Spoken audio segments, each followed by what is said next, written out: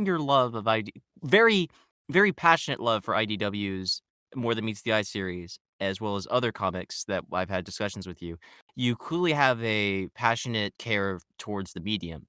And I wonder, like, specifically, what do you think is the biggest advantage and disadvantages of comics compared to film and TV? Well, the thing with comics is, I think it's also a bit of a disadvantage. You're not gonna be pulling numbers like you are with a movie theater. Just think about it with, like, numbers itself.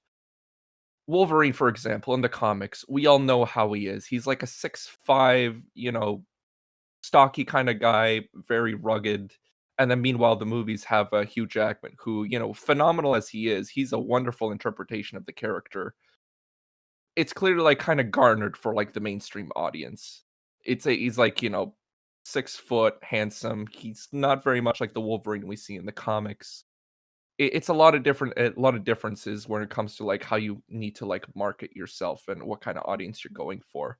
With a comic, you have a little bit more of a dedicated audience that's, I guess the right word to use is a bit more open-minded with the kind of Mhm. commentary it makes.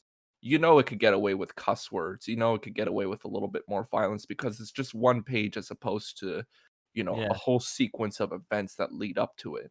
yeah. But, with them, I've seen some great writing in comics. I've seen some really shitty writing in comics. Mhm. Um, I think Mm. people are able to, kind of like those that see the comics are able to like read a little bit in between the lines and actually take the time to work around with the issues. And it's not like there's like a huge crazy investments like there is in like adapted medias where things like need to have like a budget and a timeline and writing can change, it can change like at any point during the production, and a lot of it has to rely on how many people see it before they continue to the next one. There's never, you feel like, whole concrete story. There's always a sequel, but there's always something that has to like garner itself to like making the next one. It always feels like it has to be a commercial for like the next thing. Comics have that, but I feel like they at least have a little bit more of a liberty with how they treat their audience. Yeah, Like, I've heard even the My Little Pony, like, comics in, IDW had some phenomenal stuff going on. yeah, I think, yeah, the writing is a bigger, it takes a more centerfold in what they're going for. And meanwhile, in medias, it's clear they need to go for, sometimes the lowest common denominator. I'm not gonna, sugarcoat it. Sometimes they have to get anyone that sees anything flashy and a name yeah, on it to be involved. Like, it's a comparison of who's gonna watch an independent film when it's going up against a box office like, an animated Disney film. It's yeah, clear. We all know who's gonna be where it's gonna go, who's gonna be watching what.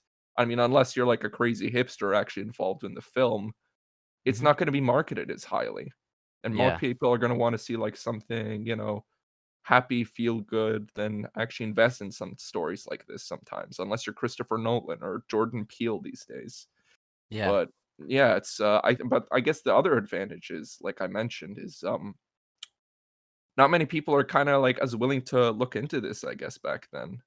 But at the yeah, same time, it also and I think this speaks for any kind of written medium, it thrives on a lot of toxic elitism.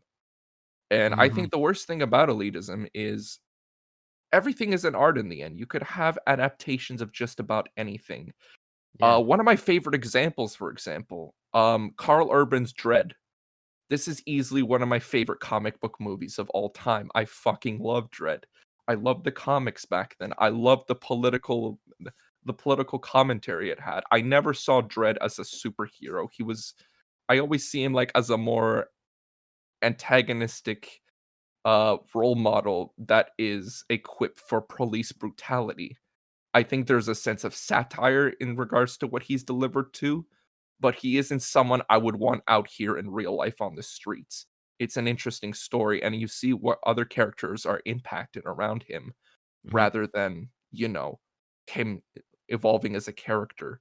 He's always gonna have that miserable shit scowl. He's always gonna have the helmet on his head, never showing his face. He's always gonna be, like, taking justice by the book.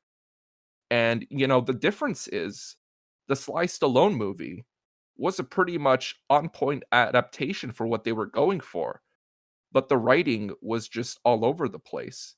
they kinda took away one of the core elements and gave Dredd a face in regards to, it being Stallone because Stallone needs the star power. And, obviously, people have a reason to rail on that and hate it for all they want, but what they don't realize is, like, the costumes, the city, the all the nods, the extra characters that were direct adaptations of the comics, they were, like, pretty much on point. They were, like, perfectly stimulated, like, from the pages of the comics onto the screen. It was like it was like, wonderland of, like, things that were, like, actually like that in, like, the original source material. But everyone's, like, railing on, like, the fact that the writing is bad, which, for good reason. Then you watch Dread, and, a lot of people, I guess, complain that, it wasn't like it's like nothing like it's very little like the source material. It's a lot more gritty, it's a lot more Max-esque, but it has the core element of the character and everything that inspires it, and it turned out to be a really effing good film. Yeah. And, there's always, like, sides of that, if you have a core of a character or, like, an idea, and you work something of your own into it, and it turns out phenomenal, those are the kind of stories we need. I mean, sure, Batman doesn't kill, like, the new comics and all that stuff, but back then, Tim Burton's Batman, it was a completely different adaptation. This is, like, the first time Mhm. people were seeing Batman for what he was outside of, the campy Adam West one, and it's a fantastic story, and, it's very different, but there's always gonna be people like, "Oh, Batman doesn't kill. Michael Keaton was gonna be the worst thing ever." Even back then, they had to rush out and make a trailer just so they can get the fans to shut up. Social media wasn't a thing, but people were wondering why the guy from Beetlejuice and Mr. Mom was playing one of the most iconic grim heroes out there. Sometimes you just gotta give things a chance. People were, commentating on, like, Heath Ledger having to be, in Brokeback Mountain, how could he play someone as malicious as the Joker? And somehow he got an Academy Award for it. I mean, same thing with, Ben Affleck. Everyone made fun of him and Matt Damon and, all the other silly things he was part of, but he made himself into a competent director and actor. And say what you will about Zack Snyder's writing, I know there's always gonna be divisive opinions about it, but I thought for what he was representing, he made a very well structured and embodied Batman in a way that was fit for the universe, I think and I think the questioning of his moral code was something very integral for the character and what made the his story move along. But of course, everyone's going to be very divisive about every other thing that's going on. And I just think people don't properly give it a chance before the movie comes out, after the movie comes out. It's just always like it's always like a cause of negative attention based on how many people are constantly going off on the source material. And I feel like a lot of it has to do with the fact that they feel they wanna have something of their own first, and understandably so, we all want, like, an adaptation of something that we love, but to have it, like, piece by piece be an exact replication, it almost feels like there's no point seeing the movie at the end of it, you know? Yeah. It's like you kinda see the movie, you expect everything the way it's supposed to happen. I think the thing that they wanna get out of this is they wanna have a source material and work with adapting it to the way it would work on the screen. And I think, in those regards, there's stories out there that are, like, pages and pages long. Watchmen was considered for the longest time to be unadaptable onto the silver screen. It was going through so many drafts.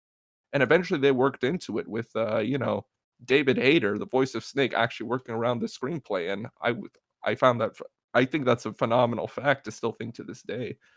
He actually managed to make, the movie better than the graphic novel, in my opinion, with some differences, and I actually appreciated those creative differences, but people are gonna rail over the fact that it's a, terrible film, blue penis, whatnot, and I think a lot of it just comes from the fact that fans just wanna have, like, a direct adaptation of a work that, is not gonna influence the medium in any way, and at the end of it, they wanna feel they have something special, maybe have a reason to be angry at. So, Yeah. I don't know. Y yeah, even Alan Moore to some extent, like, 'cause I saw a movie based on one of his works recently called V for Vendetta, and Yeah, phenomenal movie. It's yeah, different from the graphic novel, but it's great yeah. on its own. Yeah, it has a it's different from the source material significantly, but it has different takes on the characters, but it works well for the time, especially, like, not gonna go too much into it, but it's definitely as I'm recording this, it's very relevant to right now, but yeah, People listen to shouldn't be that. afraid of their governments. Governments shouldn't be afraid of their people. They're Yeah, it's and like, they have, like, a lot of great lines and, stories and characters that, revolve to, like, things that are working on, like, a political spectrum and social commentary on its own. It's brilliant. There's differences, but I think the core message is still the same, and that's what makes it impressive still.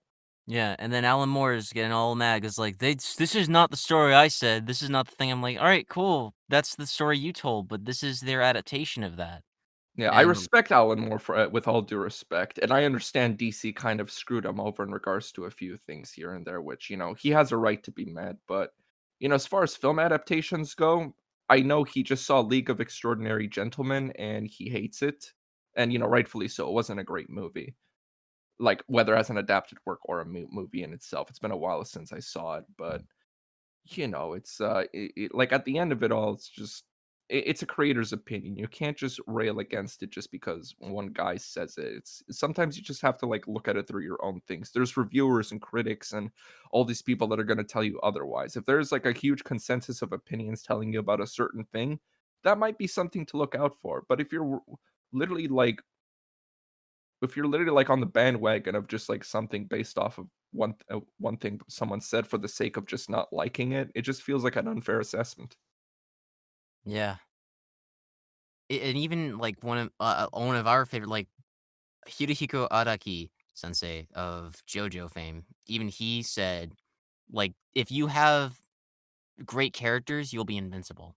And I feel like Yeah, that's the that characters write themselves. yeah, that, like, just give the characters and then fucking put them in a situation, have obstacles, and you're good to go.